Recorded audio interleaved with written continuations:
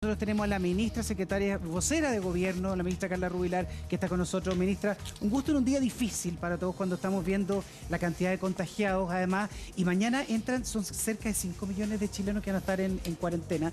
Y miren la cifra que yo tengo acá. Esta cifra, que son 6.829, son los que no cumplen, no respetan el toque de queda, la cuarentena. ¿Qué medidas se van a tomar mañana para que esto de verdad se puedan cumplir? Porque vimos hasta fiestas en Maipú y en otros lados, ministra. Sí. Muy buenos días, quiero saludarlos a todos, obviamente a todos quienes nos están viendo a través de Televisión Nacional. Mañana es efectivamente un día súper importante. Sí. En algún momento nosotros planteamos que podía llegar el tiempo de decretar medidas más extremas como eran las cuarentenas totales y bastante más masivas. Y que el momento cuando llegara lo íbamos a hacer. Y eso es lo que va a pasar el día de mañana. Mire lo que voy a hacer, nunca la voy a tener que interrumpir, ministra, porque el presidente de la República va en vivo. No, ahí no hay nada que hacer. Por favor, hable el jefe, así que va para allá, el jefe. Ahí estaba el presidente de la República hablando sobre el aporte a los municipios también, que lo hemos tenido nosotros al alcalde acá, que dice que están quebrados. Hay algunos que han hablado de más de recursos, mayor fiscalización. Vamos a hablar sobre eso con la ministra vocera de gobierno, pero dejamos una pregunta planteada que tiene que ver con esto. Veíamos los alcaldes, ministra, ¿cómo se va a desarrollar la fiscalización mañana? Porque la verdad que hay más de 6.000 personas que no hacen caso. Ese es el tema. Sí. Bueno, es muy buena la imagen del presidente con los alcaldes. Yo creo que eso es vital, es una señal que la ciudadanía estaba esperando fuertemente, de que finalmente somos un equipo. Si no somos un equipo para enfrentar la pandemia no nos va a ir bien. Y aquí nadie va a salir ganador finalmente si es que empieza a fallecer más gente, si es que se nos empiezan a colapsar los hospitales. Y para poder no llegar a esa parte tenemos que prevenir. Tenemos que tratar de que la gente no se enferme, lo primero. Y obviamente que si las personas van contagiándose, cosas que van a ir pasando porque estamos en una pandemia, no se contagie todo el mundo al mismo tiempo. Esa es la señal que hemos dado claramente y por eso se habla de no generar una suerte de pic yo le hablo de la pirámide egipcia. ¿Ah? No podemos tener esa pirámide egipcia de contagio, sino que ojalá tengamos, y lo hemos transmitido, una suerte de pirámide maya. Que uno levanta un poquito un pic, genera una meseta, vuelve a levantar otro pic, genera otra meseta, ¿Por qué? Porque eso permite que la gente que se va complicando y necesitando hospital vaya saliendo. Y en ese contexto empezamos mañana un día muy importante, como yo les contaba, para la región metropolitana, que a diferencia de otras regiones tiene una realidad completamente diferente en lo que es la forma de enfrentar el COVID. En la región metropolitana nos está yendo mal, ¿ya? Y eso hay que decirlo con todas sus letras. En cambio, cuando nos empezó a ir mal en Punta Arenas, nos empezó a ir mal en Osorno, nos empezó a ir mal en Chillán, generamos la cuarentena y nos resultó. Y por lo tanto, vamos a ver si hoy día la región metropolitana, que ha tenido comuna en cuarentena hace varias semanas atrás, como Santiago, como Ñuñoa lo logró y va a salir. Pero teniendo cuarentenas totales, no nos ha ido tan bien. Entonces, ¿qué queremos ver a partir de mañana? Un cambio de actitud. Nuestra desde el gobierno, por supuesto, porque tomamos decisiones, tomamos acciones. Esta es una frase de la diputada Núñez que yo la copio. Guardo el derecho de autor de la diputada, pero la voy a copiar y decir en todos lados. Nosotros las autoridades tomamos decisiones y acciones y ahora le corresponde a los ciudadanos tomar conciencia. Es decir, nosotros tomamos la decisión de decretar la cuarentena total en muchas comunas de la región metropolitana. Quiero decir de que ha ido aumentando la tasa de contagio en la región metropolitana, pero seguimos teniendo números que nos permiten responder dentro de la red de salud. Pero si no respondemos a la cuarentena total, eso, capacidad hospitalaria puede no ser suficiente.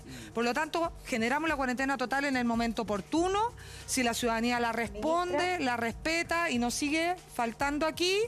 Y por lo tanto, nosotros tenemos que actuar fiscalizando, sancionando y haciendo todas las medidas sanitarias correspondientes, pero los ciudadanos tienen que tomar conciencia respetando la cuarentena. Mari.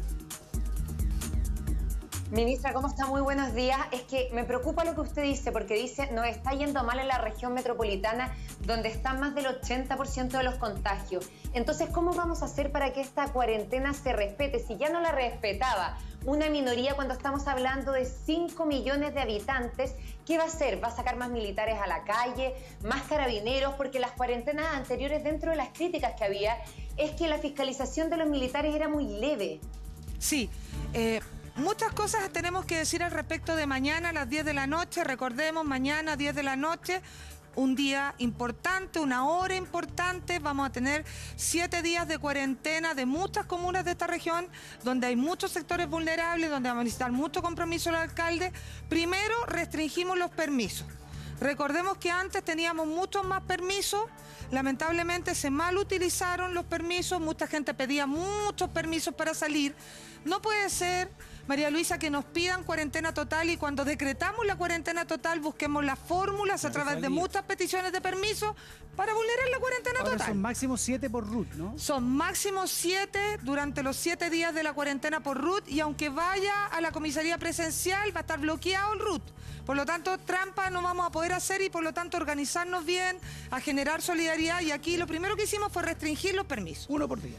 1 por día máximo. Si quiero ocupar los 7 en un día no hay problema, pero después no va a tener más. Y no es ¿ya? uno de cada uno. Y no es uno de todos los permisos. De todos los permisos. Lo primero que hicimos, la subsecretaria Martorell hizo este trabajo, lo restringió y por lo tanto lo primero que hicimos fue eso. Segundo, mañana como tenemos muchas comunas y mucha gente en cuarentena, efectivamente vamos a aumentar la dotación policial y la dotación de Fuerzas Armadas en fiscalización. No puedo decir exactamente cuánto es el número, hay una reunión ahora del ministro Espina con el ministro Blumel, con todas las fuerzas, con el jefe de la zona metropolitana, que es el general Ricotti, y vamos a aumentar de una forma importante la cantidad de efectivos, no podemos decirlo por razones evidentes, ni dónde están, ni cuántos son, ni qué fiscalizan, puntualmente porque la seguridad lo amerita así, pero vamos a aumentar y eso se lo puedo decir de forma categórica. ¿Qué vamos a hacer también? Una asociación muy poderosa con los municipios, un proyecto de ley que hoy día el presidente acaba de anunciar y ustedes lo mostraron, para aumentar la capacidad fiscalizadora de nuestros inspectores municipales, que están en todos lados, que están desplegados en toda la región, para que nos puedan ayudar en muchos temas de fiscalización. Pueden multar también. Pueden multar, van a poder incluso ayudar a cerrar ciertos locales que no cumplen con condiciones, y es un listado de 9 puntos de atribuciones que vienen en ese proyecto de ley, que está firmando el presidente el día de hoy. Y un punto no menor, vamos a reforzar la autoridad sanitaria. Porque si bien efectivamente tenemos militares, las Fuerzas Armadas, que no es solamente el Ejército, sino también la FACH, también la Armada, incluso en Santiago, eso es súper relevante. Tenemos de las 3 ramas de las Fuerzas Armadas, más Carabineros, más la Policía de Investigaciones, la autoridad sanitaria es la que tiene la potestad, e incluso la sanción mayor que el Código Penal, para tomar muchas decisiones. Y tenemos una autoridad sanitaria que siempre ha sido pequeña para la cantidad que tenemos en esta región. Vamos a aumentar en el transcurso de los días la cantidad de equipos de la fiscalización de la autoridad sanitaria, de la Seremi de Salud. Yo sé que ustedes han mostrado en la mañana por qué no llega toda la autoridad sanitaria al ELEAM, al centro de salud que tiene un contagio, al lugar que está ilegal. Claro, o dice gente llama por teléfono pero no nos vienen a ver. Exactamente, y es porque siempre hemos tenido limitada la autoridad sanitaria en capacidad y en cantidad. Vamos a aumentar también esto, no es automático, no va a estar mañana a primera hora, pero sí en el transcurso de los días la cantidad de gente que trabaja en la Seremía de Salud, que es vital. Y por lo tanto todo eso, más el compromiso ciudadano, esperamos poder empezar a disminuir la tasa de contagio. Quiero decir que hoy día nosotros tenemos una tasa de contagio que si cumplimos la fiscalización, cumplimos la cuarentena total, debiéramos empezar a bajar esa tasa de contagio. Quiero decirles que yo estuve en Antofagasta el día martes con el ministro de Defensa. Partía la cuarentena de la comuna de Antofagasta en su radio urbano y de Mejillones. Y quiero decirles que al día siguiente, el primer día, el centro de Antofagasta, que había estado arrebatado de gente, casi no tenía personas. Eso no se logra porque hay muchos militares en la calle ni porque hay muchos carabineros. Se logra porque la gente toma conciencia. Y nosotros necesitamos que la región metropolitana empiece a tomar conciencia, porque nos están dando ejemplo en otras regiones y a la región metropolitana, que es donde está la mayor cantidad de gente, lamentablemente estamos dando un mal ejemplo. Ministra, sí, en esta toma de conciencia uno lo entiende, pero este fin de semana, y no lo podemos dejar de lado, es un fin de semana especial. El domingo es el Día de la Mamá. Todos tenemos el deseo de ir a ver a nuestras mamás y no quiero quedar ajeno de eso. Yo, por ejemplo, no puedo. Mi mamá vive en Viña, no puedo. Y me duele. Pero sí, uno escucha vecinos, incluso hasta amigos que están haciendo conductas incorrectas. No voy a sacar el permiso del supermercado y voy a meter una bolsa de supermercado con un par de leche, un arroz, para que piensen que fui al supermercado y voy a ir a ver a mi mamá. Los cementerios ya tomaron la medida, van a cerrar. ¿Se va a hacer algo especial para este domingo, que es un día tan especial como el Día de la Mamá? A ver, lo primero, efectivamente, vamos a anunciar probablemente una suerte de plan de Día de la Madre para tener claridad de lo que pasa en ciertos lugares importantes. Partimos obviamente con los cementerios. Cerrados todos. Cerrados todos, viernes, sábado, domingo, público, privado, y vamos a evaluar si amerita seguir con esa conducta como lo hemos hecho con todas las cuarentenas en todos los lugares.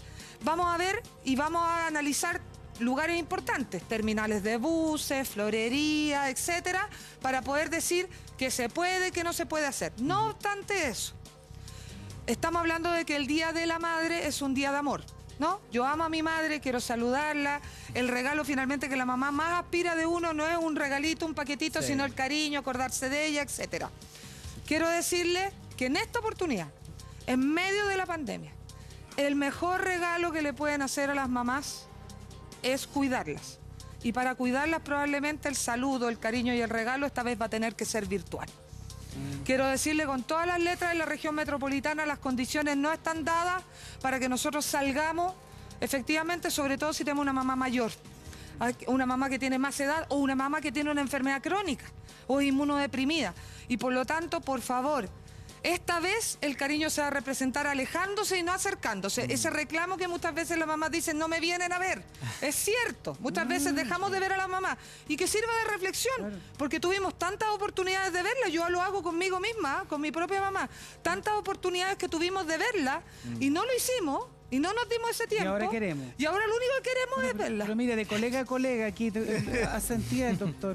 Sí, la verdad es que la doctora y ministra a mí me toca, porque yo lo vivo en carne propia y le encuentro toda la razón. Lo que tenemos que hacer ahora, el mejor regalo que le podemos hacer a nuestras mamás es darle todo el cariño, pero cuidarla.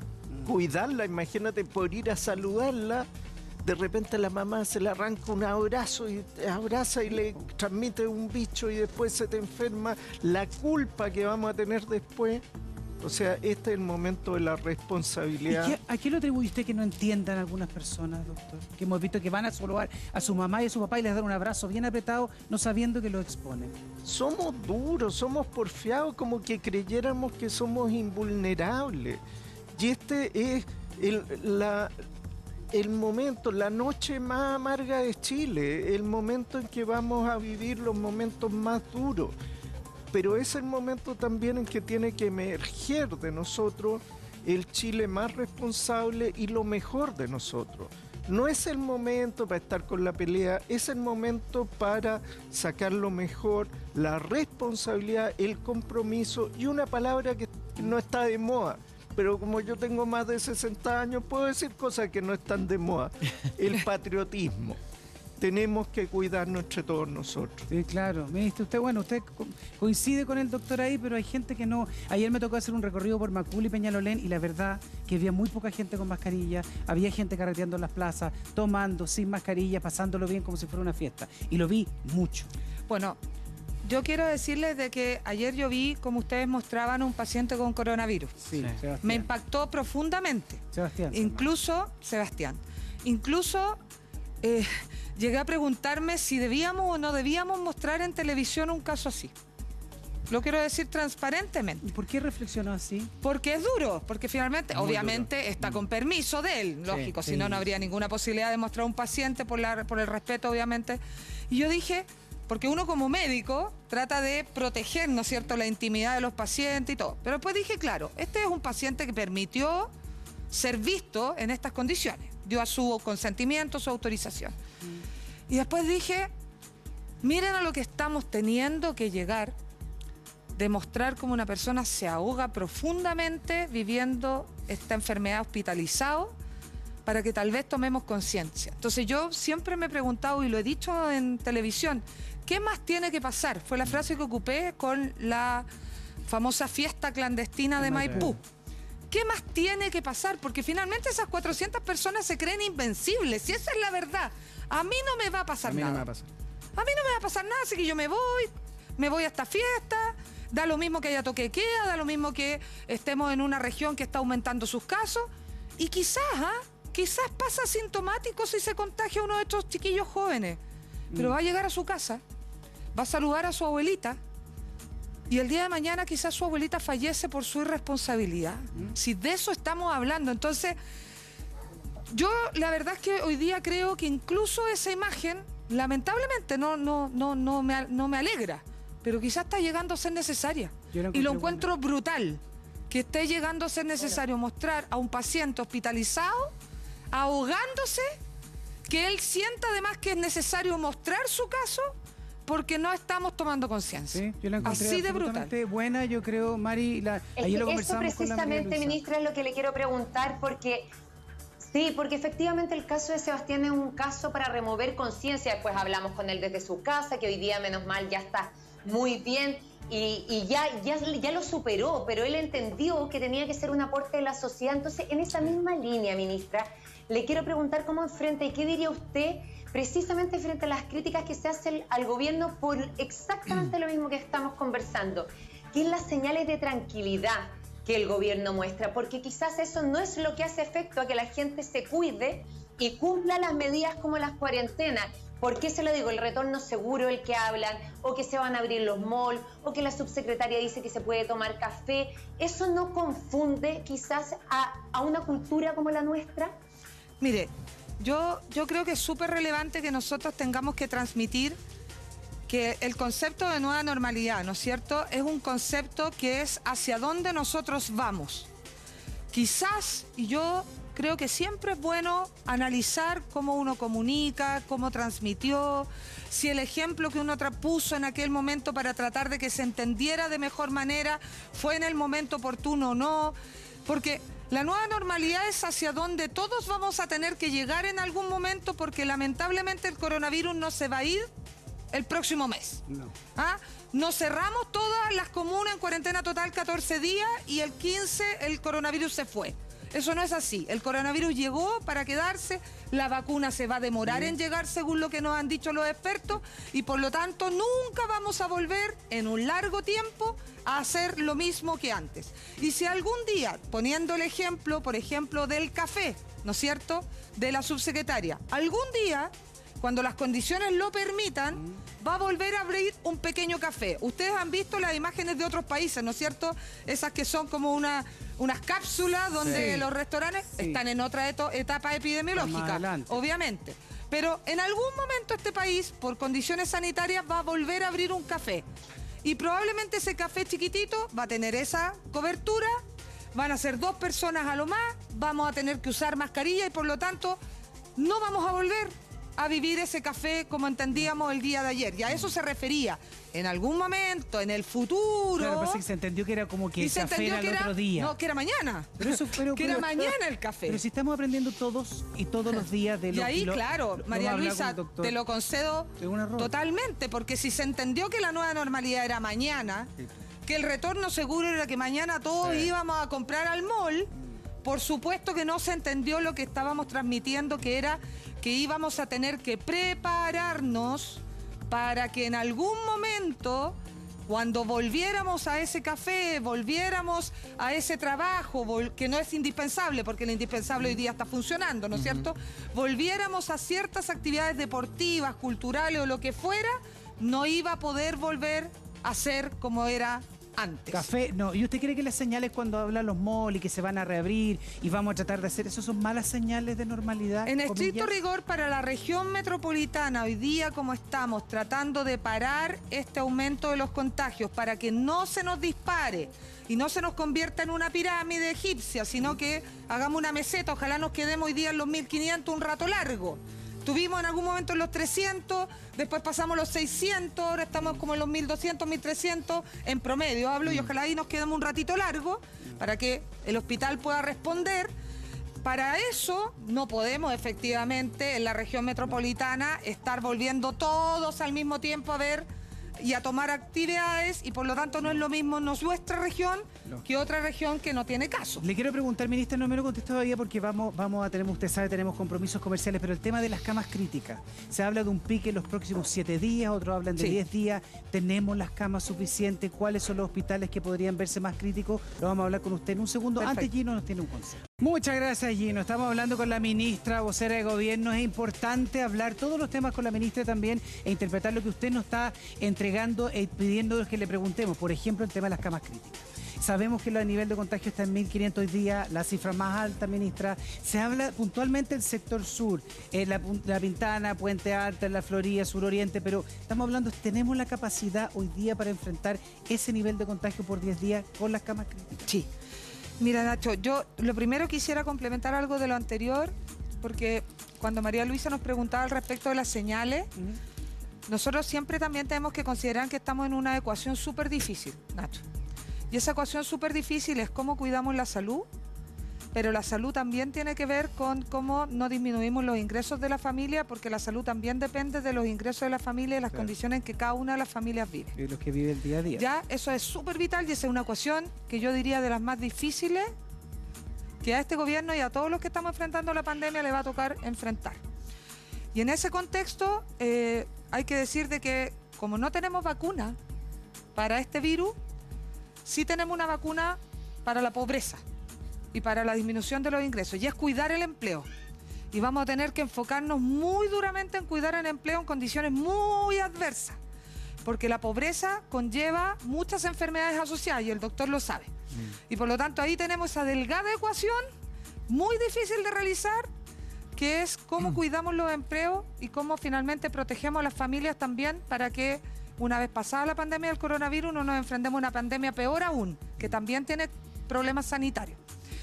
Yo eso lo quería decir porque creo que es súper relevante y hoy día estamos enfrentados en el ingreso familiar de emergencia, que claro, todo el mundo puede plantear de que tal vez es insuficiente. Estamos hablando de 260.000 pesos, una familia del 40% más vulnerable por 3 meses, que es un ingreso que hoy día no tiene y que necesitamos ayuda para sacarlo adelante y que por favor nos ayuden, porque de verdad que ayer tuvimos un rechazo que nos está complicando mucho y que podemos entender que todo el mundo quiere darle más y todos queremos darle más y que nos gustaría más a nosotros como gobierno que darle más a la gente. Pero hoy día son las condiciones que tenemos y esos 260.000 pesos que le va a llegar al bolsillo directo a la familia. Solo el 40%. Y 170.000 a una familia de 4, y acuérdate que aumenta en la medida que uno tiene más personas en el hogar, porque ya no es por carga, y mientras más vulnerable, más recursos, y mientras más personas en el hogar, más recursos también. Entonces, por favor, entendamos que este no es el momento de ponernos a pelear, sino que es el momento urgente de ponerle la platita en el bolsillo a la gente que lo necesita porque no está trabajando, porque no puede vender, porque quebró su negocio, etcétera, etcétera, etcétera. Y ahí yo quería hacer ese punto. Ahora, las camas críticas. Si yo tengo miedo a enfermar, No se salga todavía, no se salga. Sí, vuelvo. No se salga. Vamos paso por paso, porque está mezclando las camas críticas con un tema muy importante que usted acaba de tocar, porque efectivamente no se puede evadir. O sea, aquí hay una crisis sanitaria, pero se nos viene una crisis social muy importante y efectivamente la pobreza puede provocar más muertes aún que el COVID-19. Entonces me parece muy importante profundizar en esto. Por lo mismo, para la gente que nos está viendo, ministro, díganos ese ingreso familiar de emergencia, ¿para quiénes va a ir dirigido? Sí, es muy importante decir que nosotros hemos tenido como un paquete de protección para esta pandemia. Un paquete de protección que partió con 11.700 millones de dólares, donde hay muchas cosas, desde postergar el pago de las contribuciones, el pago del PPM, la devolución de impuestos anticipada, un montón de recursos para la gente directamente. Después la protección de las pequeñas y medianas empresas, que a través del FOGAPE, que también es una cantidad importante de recursos, que lo que buscábamos ahí era que no quebraran esas pequeñas empresas que no están vendiendo. ¿Se acuerdan del ejemplo del café? Yo ocupo este ejemplo que lo ocupó el ministro Briones. Ese café que no vende nada, que no quiere despedir a sus trabajadores, lo que puede hacer hoy día, gracias a la Ley de Protección del Empleo y hacia el FOGAPE, es resistir este embate del coronavirus para que sea transitorio y no se convierta en permanente. Porque si este daño finalmente este daño de esta pandemia que esperamos superar en algún momento se convierte en permanente económico-social, y cuando hablo de economía hablo del ingreso de la familia, porque a veces uno piensa economía y piensa como en la cosa así como macro, en los números de las grandes empresas. No, el empleo en este país lo dan las pequeñas y medianas empresas en su gran magnitud. Y cuando hablamos de las grandes empresas, hablamos de que ellas también contratan y subcontratan a estas pequeñas y medianas empresas. Entonces, ahí hay una red que tenemos que proteger. Pero cuando hablo de economía, hablo del ingreso de las personas, hablo de cómo cuidamos a la señora que finalmente con eso compra para vivir. Y en ese contexto es súper relevante decir que tenemos la protección de las pequeñas y medianas empresas a través del FOGAPE y los créditos de la banca que tienen que ser con costo cero, solamente el aumento de la UF en el momento que vayan a pagar, y también estamos hablando de la protección de los honorarios y los trabajadores informales, que es la que más nos importa. Los trabajadores informales claramente en este minuto, porque ellos están dejando de vender, por ejemplo, en la feria, están dejando de tener pasajeros en el taxi, en el colectivo, y eso, ¿qué hacemos?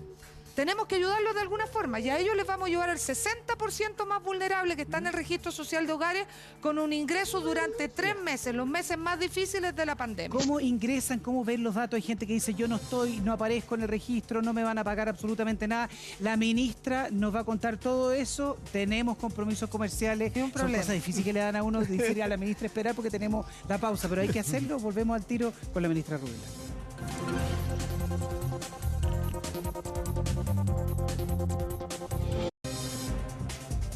Sí, ya seguimos con la ministra vocera de Gobierno, Carla Rubilar. Ministra, camas críticas. Hablemos de esto que es muy relevante. ¿Por qué? Porque hay distintas informaciones. Por ejemplo, hay unos hospitales que ya dicen estar casi colapsados. Está bastante crítica la situación del Padre Hurtado, en el San José, por ejemplo. Hay infectólogos que dicen que en los próximos 7 días el servicio público colapsaría. Incluso Espacio Público dice que ya está operando el 80% del servicio público. Entonces, en cuanto a número, efectivamente, si esa cifra es real, uno dice, bueno, entonces no vamos a tener las camas críticas. ¿Es tan así la información o tendremos camas críticas suficientes? Sí, muchas gracias, María Luisa, porque en realidad es súper importante, porque si yo tengo miedo a enfermarme, más que miedo a enfermarme propiamente tal, tengo miedo a enfermar gravemente, requerir una cama crítica, no tener ese ventilador y finalmente fallecer por eso. Esa es la preocupación que tenemos todas las personas en este país. Y por ende esta es una preocupación súper importante y muy relevante, y esta depende mucho de la cantidad de contagios activos que nosotros vayamos a tener en el país en un momento simultáneo. No es la cantidad acumulada en el tiempo, sino que simultáneamente cuántos contagios yo tengo activos. Porque de esa cantidad de contagios, un porcentaje va a requerir esa hospitalización crítica. Y en la medida que obviamente vaya agravando, se va a necesitar más atención. Por ejemplo, yo podría requerir una cama intensiva con un ventilador no invasivo. Y igual estar medio complicado de mi salud. Y después ir avanzando a requerir un ventilador invasivo y después incluso un ECMO, que ya es como la necesidad máxima, y ahí el doctor Ugarte probablemente nos puede explicar incluso mucho más. Entonces, la pregunta es, ¿cómo nos estamos contagiando para ver cómo va a responder la red de salud pública y privada? Porque funciona como un todo hoy día. Es decir, un paciente FONASA A que habitualmente se atiende en un hospital, si requiere hospitalizarse en la clínica más cara del sector oriente de Santiago, hoy día lo va a poder hacer sin ningún problema, porque está centralizada las camas de todo el sistema público y privado al mando del Ministerio de Salud. Eso es lo primero para que la gente lo sepa, ¿ya? Lo segundo, nosotros hoy día tenemos disponibles más de 600 ventiladores. ¿Por qué hablo de ventiladores y no de cama? Porque la cama no es difícil de tener, lo difícil es el ventilador. Y hoy día tenemos más de 600 ventiladores disponibles que nos permite ir moviéndolas donde los requerimos. ¿Cualquier parte de Chile? Cualquier parte de Chile. Así lo hicimos con varias regiones y ustedes lo vieron. El traslado a Magallanes, el traslado a Araucanía, etc. La región metropolitana siempre, y lo hemos visto en los inviernos, tiene ciertas complicaciones de su sistema de cama crítica. Y por eso funciona como red, e incluso compramos en un invierno nada que ver con coronavirus, camas críticas del sistema privado, para derivar pacientes del sistema público al privado. El doctor Ugarte lo sabe y es así. ¿Qué es lo que está pasando hoy día en la región metropolitana? Es que estamos teniendo UCIs que están en un nivel de ocupación alta, pero no tan alta como lo habitual que nosotros tenemos en nuestro país, yo quiero decirlo. Es cierto, tenemos, por ejemplo, en promedio algunos hospitales que están en 81, en 85, pero quiero explicar algo que es técnico, que es muy relevante. La cama crítica siempre tiene que estar ocupada, ojalá en un 90 para arriba, porque una cama crítica vacía no es lógica. Significa que calculamos mal, que estamos mal utilizando los recursos. Nosotros siempre tenemos que tener nuestro nivel de ocupación de cama crítica muy alto, y si estamos elevándolo mucho, convertir otras camas, pero siempre muy ocupadas. Pero las vamos si a algún tener. hospital nos dijera yo tengo el 50% de mis camas críticas desocupadas, uno diría Claro, algo está calculamos mal mal. en ese hospital. Claro. ¿Me entiendes? Entonces, cuando uno llega a un cierto nivel de ocupación de cama crítica, lo que tenemos que decir es vamos a reconvertir, vamos a derivar otros pacientes, vamos a poner más ventiladores, y siempre tenemos que estar teniendo camas críticas disponibles para que las personas lleguen y se puedan atender. Hoy día tenemos 600 ventiladores disponibles, la región metropolitana tiene más de 200 camas críticas disponibles, solo la región metropolitana, y si vamos a dar abasto o no, va a depender del comportamiento ciudadano y de las medidas que vayamos tomando, más todas nuestras decisiones como gobierno, porque si todos nos enfermamos juntos, no hay sistema de salud del mundo que resista. Eso fue lo que le pasó a España, a Italia, y lo que le está pasando a estados en Estados Unidos, que todo el mundo se enfermó juntos, y aunque tiene un buen sistema de salud, no pudo responder. Y a cuidarnos, eso es lo importante. Doctora y ministra, nosotros queremos agradecerle sobre todo porque nos viene a informar. Nosotros con información podemos todos ir trabajando y avanzando mucho más rápido, y volvemos a conversar con usted cuando se vayan aprobando, por ejemplo, los bonos del tema de las boletas de honorario y todo eso. Así que, ministra, sabemos que se tiene que ir de vuelta a la moneda. Muchas gracias. Sí, por estar con muchísimas nosotros. gracias a ustedes, pedirle a la gente que nos ayude, las personas tomamos decisiones, las autoridades tomamos acciones, y las personas tomamos conciencia de que necesitamos cumplimiento, responsabilidad, compromiso. Esto es lo más solidario que podemos hacer, ¿eh? Sí, po. Si alguna vez quisimos ser solidarios, hoy día está la gran oportunidad de ser solidarios Es con verdad, un autocuidado y cuidando a los demás.